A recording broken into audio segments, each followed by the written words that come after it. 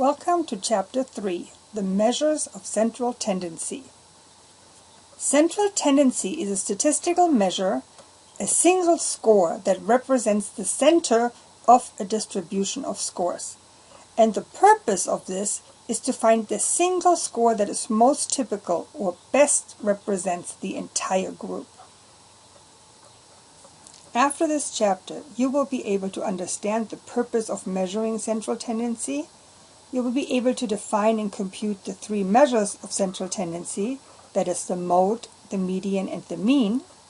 You will be able to describe how the mean is affected when a set of scores is modified, describe the circumstances in which each of the three measures of central tendency is appropriate to use, explain how the three measures of central tendency are related to each other in symmetrical and skewed distributions, and you will be able to draw and interpret graphs that display the several means or medians representing different treatment conditions or groups.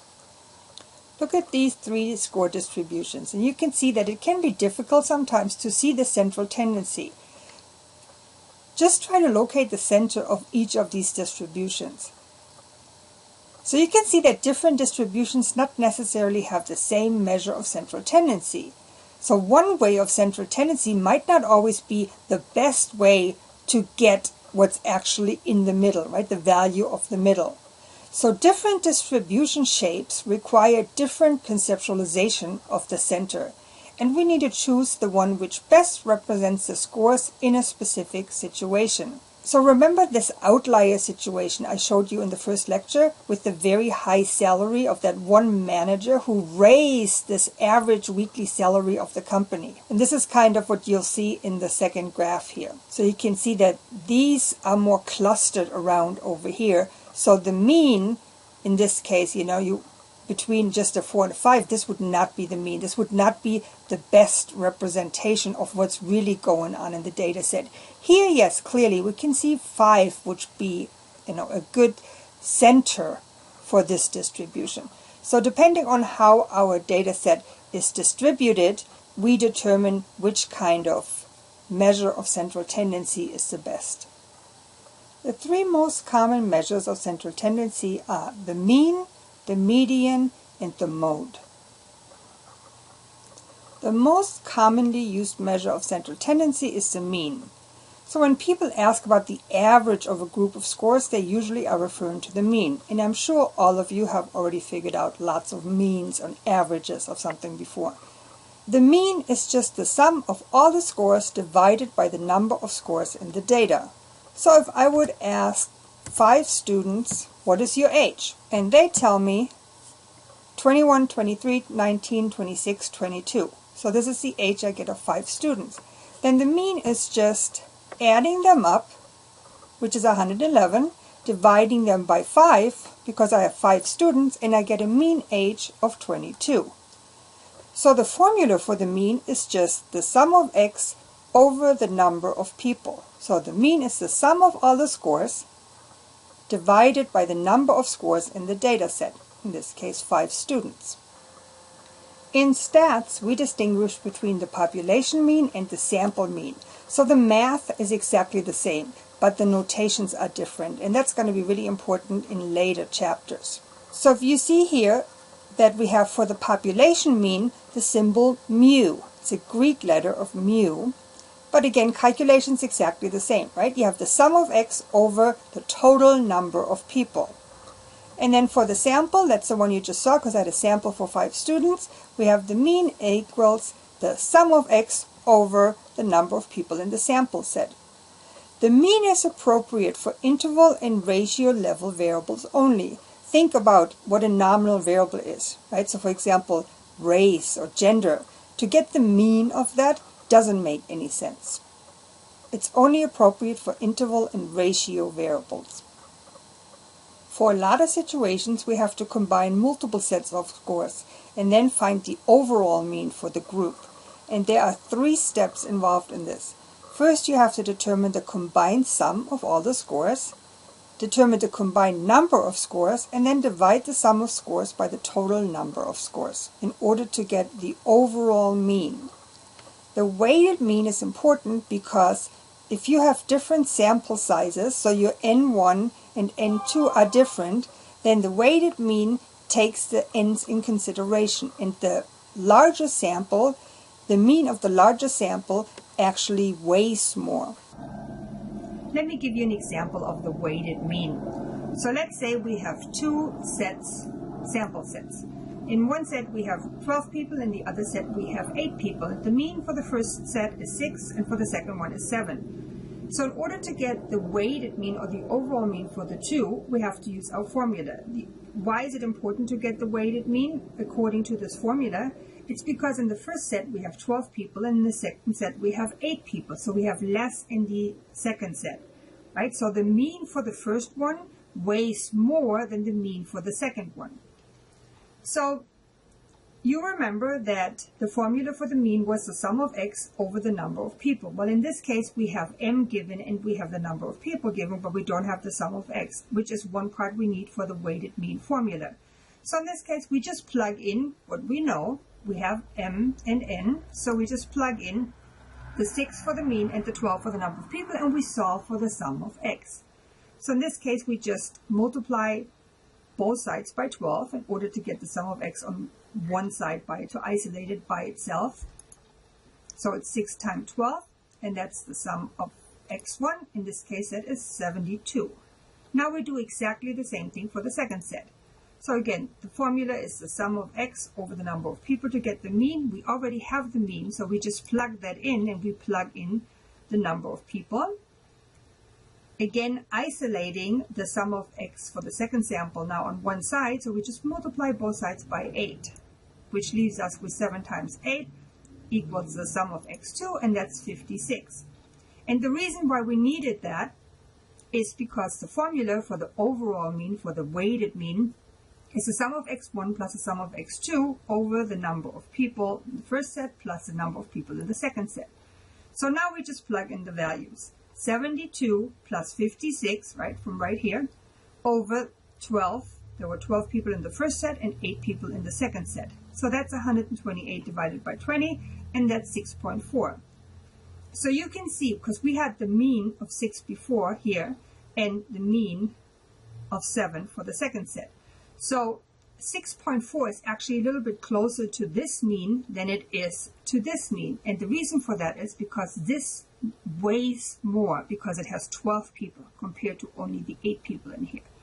So if you have to combine to find the overall mean, always use this formula right here. So how do we compute the mean from a frequency distribution table like the one we had before? So let's say we have a table with quiz scores. So the highest score was a 10. Then we have 9, 8, 7, 6. And then we have the frequency for how often each of those scores occurred. So we had one person that scored a 10, 2 people scored a 9, 4 people scored an 8, nobody scored a 7, and 1 person scored a 6. So how would I get the mean for this? Well, what I could do is I could change it back to the raw score, because this is already a frequency distribution table, right? We already made that from the raw score. So we could go back and just make the raw score. So the raw score is just, we had 1 10, we had 2 9s, we had 4 people that scored A, so we had 4 8s, right? And then we had 1 6. So if I want to get the mean, I just have to add them all together. Again, the mean is the sum of the score over the number of people. So I know the raw score is 66, and we have 8 people in here, right? That's adding up the frequency. So 1 person plus 2 plus 4 plus 1, so that's 8. So the mean is 8.25. But obviously, if I have a very large table with hundreds of people, this would be very tedious. I wouldn't want to do a raw score and then, for like 125 people or something. So another way, and a shorter way, is to just get what we talked about already before, the sum of fx. So if I just multiply the f times x, so 1 times 10, 2 times 9, 4 times 8, and so on, and then add it up, so the sum of fx, I also get the total of the raw score. So in this case, again, I have the 66 over 8, and I get the same mean of 8.25. Okay, let's practice. I would like you to pause the video at this point and find the values for n, for the sum of x, and find the mean for this frequency distribution table. So first we find n, and we know n is just the number of people we had in our set. So we know we have one person that scored 5, 2 people that scored a 4. So n then is the sum of the frequencies. And that is 12, right? 1 plus 2 plus 3 plus 5 plus 1. So the frequency, the number of people we had in our set. And then the sum of x, we had one person scored 5, 2 people scored 4, 3 people scored 3. So we just take, in order to get the sum of x, we get the sum actually of fx.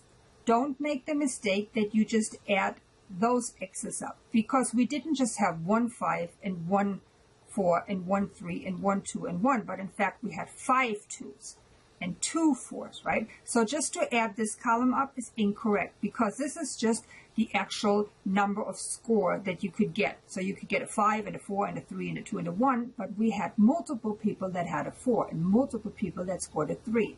So you have to account for them if you don't put it back in the raw score. If you put it back to the raw score, that just means you have 5 plus 4 plus 4 plus 3 plus 3 plus 3 plus 5 times a 2 and plus 1, right?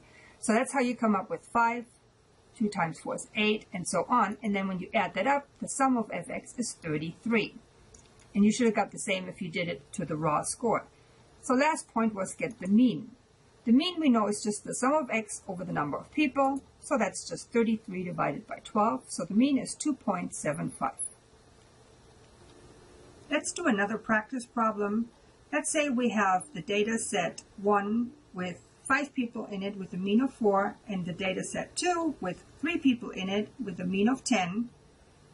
Please find the mean for the combined sample for these two data sets. So the combined sample, and again at this point, pause the video and find what is the mean for the combined sample. Just like before, for this problem, we do not have the sum of x for the first sample and for the second sample, so we have to solve that first in order to utilize our mean overall formula. So this is what's given. Always start with writing down what it is that you know. What are they telling you in the problem? And then, what is the question? So we know we have to solve for the sum of x. So again, we use the formula. Then we just plug in what it is we know. We solve for the sum of x for the first sample, which is 20, and do exactly the same thing for the second sample. And that is going to be 30 for the second one. Then this is the formula we actually want for the weighted mean. At this point, we can just plug in. So we got the 20 plus 30 over 5 plus 3, the number of people in each set. So we come up with an overall mean of 6.25. And again, you can see that the number of people in the data set make a difference. So here we had 5 people, here we had 3 people. So this, actually, this one is going to weigh more, this mean, because there are more people in the set.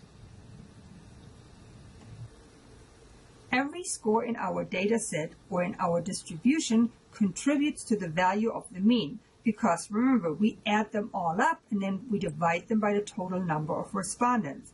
So you can imagine that every new score adds to the mean because it changes our sum of x and it changes our number of people if we're adding or taking away a score.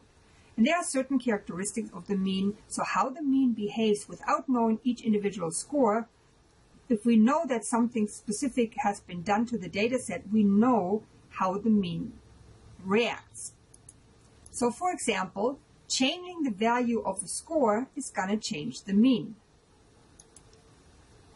Introducing a new score or removing a score also changes the mean, unless the score added or removed is exactly equal to the mean.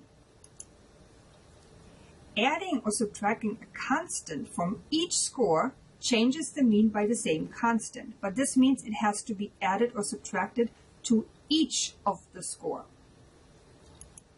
And also multiplying or dividing each score by a constant multiplies or divides the mean by that constant.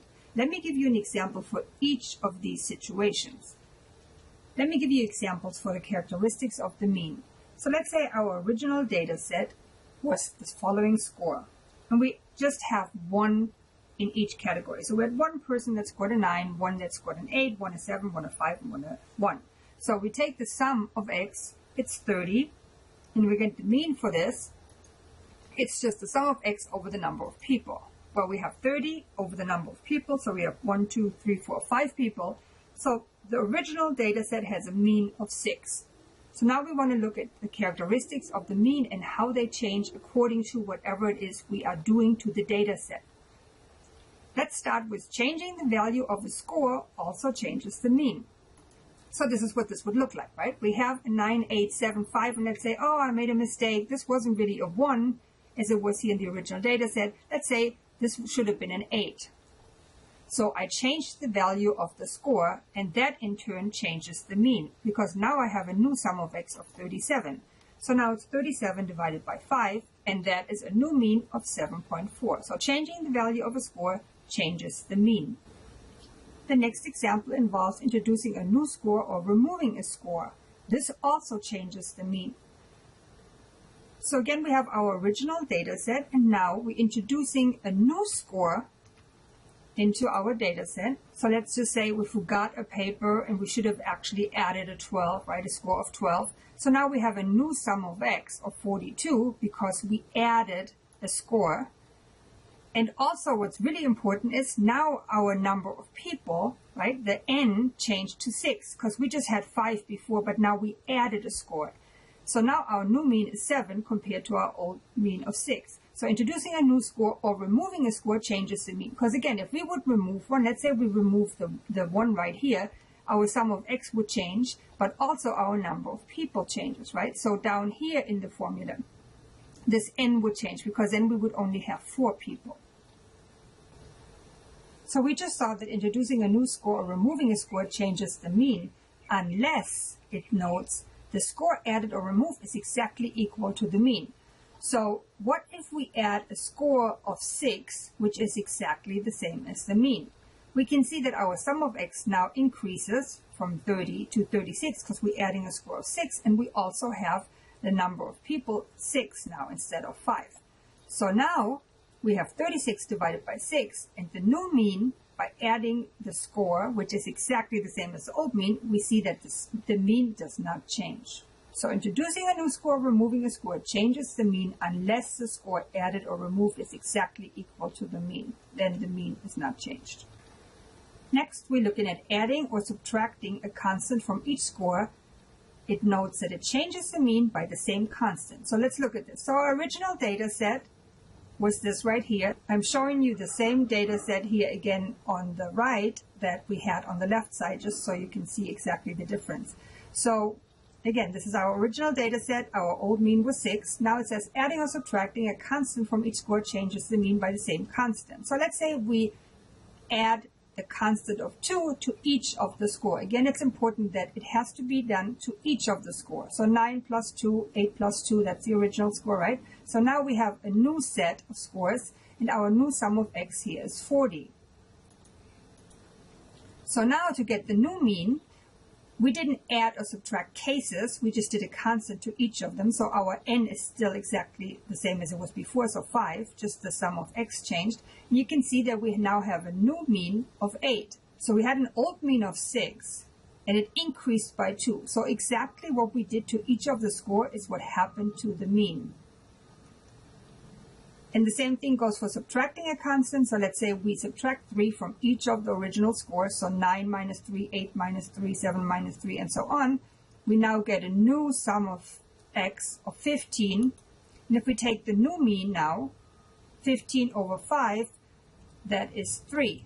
And again, comparison to the original mean, it's the same thing that we did to each of the scores. We minus 3, right? That's how the mean changes. So adding or subtracting a constant from each score changes the mean by the same constant. And the same rule applies for multiplying or dividing. So multiplying or dividing each score by a constant multiplies or divides the mean by exactly that same constant. So again, here you see the original score. We know the original mean was 6. Let's say we multiply each of our original scores by 5. right? We get 45, 40, 35, 25, 5. The sum of our new x now is 150, which divided by 5 is 30. And it's exactly 5 times as much as the original mean was. So the original mean times 5 up here would give you the 30. And the same thing happens when we're dividing. So let's say we divide each by 2. So 9 by 2, 8 by 2, 7 by 2, right? Each constant. Then we sum it up. We get 15 as a new sum divided by 5 is now 3. And 3 is exactly half of what our original mean was. So multiplying or dividing each score by a constant multiplies or divides the mean by that same constant. And this is how you might see this in a problem. So let's say we have a sample of n equals 9 scores has a mean of 20. One of the scores is changed and the new mean is found to be 22. If the changed score was originally 7, what is its new value? Please pause the video and solve this problem. Again, start solving this problem by writing down what it is you actually know. What information is given in this practice problem. We know that we have n equals 9 and a mean of 20 for an original sample. Now we get more information. It says one of the scores is changed and the new mean is found to be 22. So the new mean is 22, and we know that n is still 9 because it's only one of the scores has only been changed. No score has been added or subtracted, so that means our n doesn't change. If the changed score was originally 7, what is its new value? So we also know that we have a changed score from 7 to something. We don't know what it is. So first again, we have to use the formula for the mean because we have to see what is the sum of x for each of these samples. So we can compare them because we know that this is part of the sum of x. Again, we plug in our mean is 20. We have 9 people and we're solving for the sum of x. So we get, before anything happened to this data set, we had a sum of x of 180. Now, based on the information we know about this data set after we changed one of the x's, we have, again, we just plug in, the mean is 22. We know that the number of people hasn't changed, it's 9, so we solve for the second sum of x after, and we get 198. Well, now we can already compare those two.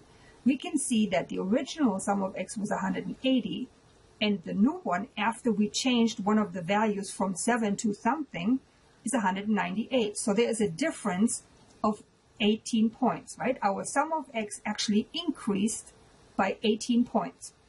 So if the change score was originally 7, then, and it increased by 18 points, which we just found out the difference between the two, then it has to be 25. The new value, because the 7 plus the 18, the new value is 25. Let's do another practice problem. And again, please pause the video at this point and solve the practice problem by yourself first. The population of n equals 8 scores has a mean of 16. After one score is removed from the population, the new mean is found to be 15. What is the value of the score that was removed? Again, let's start by writing down what it is that we know. What kind of information is given in this problem? We know we have a population of 8, and we know that our mean for that population is 16. We also know that one score is removed, and the new mean is 15. Well, if one score is removed, that means we have now an n of 7 because we actually took a score away. We have to begin by solving for the sum of x, just plugging in 16 and the 8, solving for the sum of x of 128. So this is the sum of x before. We do the same for what happens after, and we get a sum of x of 105. Well, now we can see that it's lower, right? And that makes sense because we removed a score. So the sum of x should be lower after we removed a score. So our sum of x decreased from 128 to 105. So it decreased by 23. So the score removed had to be a 23. Another measure of central tendency is the median. So we already heard that the mean might not necessarily always be the best to explain what's going on in the center of our distribution. First off, we might have a very skewed data set. So if much of our data is located all the way to the right of the distribution, all the way to the left, and there's a skewed distribution going on, then the mean might not necessarily be the best. So in this case, we might want to use the median that better explains what is going on in the center of the distribution. And also the median is appropriate if you have ordinal or interval variables, because the median is the middle case of your distribution. To find the median, you always have to rank your distribution. It has to be in order. And the middle score of this order distribution is what we call the median. The median doesn't have a special notation. It's just called the median. So here's how we calculate the median. If you look at the first data set, you can see that we have 1, 2, 3, 4, 5 scores. So the median here, because we have 5 scores, and that is 5 is odd, right? We have one that is flat in the middle. So every time you have an odd number of score, you always have one value that's exactly in the middle. So in this case, our median is just 8, because that is the one that is in the middle case of all the cases that we have. If we're looking at the formula, and this refers to the actual number of score. So the median odd is the n plus 1 over 2, and that refers to the score. So if we have 5 plus 1, that's 6 divided by 2. So that means the third score in this distribution is going to be our median. So 1, 2, 3, the third score. And just by looking at it like this, we can see that the one flat in the middle, right in the center of the distribution, is an 8. So the median for this data set is 8. Well, it's a little bit different when we have an even number. So here you can see we now have 6 scores. 1, 2, 3, 4, 5, 6. And if you have an even number of scores, you just have to take the 2 that are in the middle. So in this case, 8 and 10 are the 2 that are in the middle. Add them together and divide them by 2. If we use the formula for the median in order to get the median for an even number, we see it's just the number of people plus 2 over 2. So that's going to be the first value. This is going to give you the fourth score, which would be the 10, plus 6 over 2 is the third score. So this would give you the 8, and then the fourth score plus the third score, which is 10 plus 8, divided by 2, and again you get 9 as your median. The mode is the most frequently occurring value in a distribution. So this is really the easiest from all of them. The mode is what we use when we talk about a nominal variable. So for example, if I ask my students what type of fast food did you eat last week, and those are the different answers that I get, right? Fries, burgers, onion rings. And we can see that the mode in this data set is burgers, right? Because burgers was actually the most common answer. 1, 2, 3, 4. 4 times burgers was the answer, right? But it's also possible to have more than one mode. This is what's called bimodal. So sometimes there's more than one answer giving multiple times. So in this case here, you can see we have 85 and 72 was given twice, right? So this is bimodal. The mode is the only measure of central tendency that's appropriate for nominal level variables. So how do we select a measure of central tendency? Just remember that the goal of the measure of central tendency is to find one value that best represents the entire distribution. Since the mean uses every score in the distribution, it is usually the preferred method of the 3. But as we've seen in specific circumstances, so for example, data on race, or what's your eye color, what's your major, the mean just doesn't make any sense. So in this case, we would use the mode, the most common race, the most common major, for example. That would make sense. In a skewed distribution, however, or in a distribution with extreme scores, the median might actually be a better representation of the data set. So the mean could be misleading if you have extreme scores, have a skewed distribution, undetermined values, open-ended distribution, ordinal or nominal. And it's appropriate to use it if you can calculate the sum of x and if you know the value of every score in your data set. The median is appropriate if you have extreme scores or you have a skewed, which means you have a skewed distribution. If you have undetermined values, open-ended distribution, or an ordinal scale variable. Could be misleading if you have a nominal scale. And then the mode is appropriate for nominal scale variables, for discrete variables, and for describing a shape. And it could be very misleading to use the mode if you use it for interval or ratio data, except maybe to accompany the mean or the median. Let's shortly talk about how measures of central tendency are reported in the social science literature. So for example, when we take the mean, you might read the difference in sample means in an experiment presented like this. The treatment group showed fewer errors, M was 2.56 on the task than the control group. The mean there was 11.76. For the median, you hear the median number of errors for the treatment group was 8.5 compared to a median of 13 for the control group, and you can see there's no symbol to represent the median. The mode is usually reported in narrative text, so you just say the most common answer was having brown eyes. And all of these values, so the mean, the mode, and the median, can also be reported in tables or in graphs, in addition to verbally describing the results. Let's look at graphs and measures of central tendency.